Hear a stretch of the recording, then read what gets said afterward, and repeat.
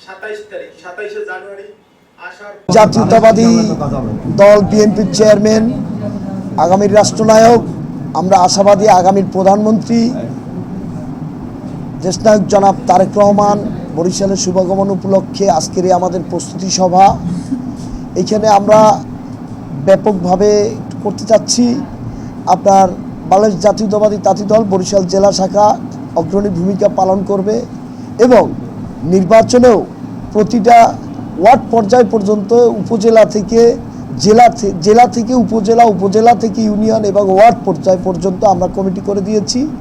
প্রত্যেকটা কমিটি প্রত্যেকটা ওয়ার্ডে ঘরে ঘরে আমাদের কাজ চলতেছে অলরেডি।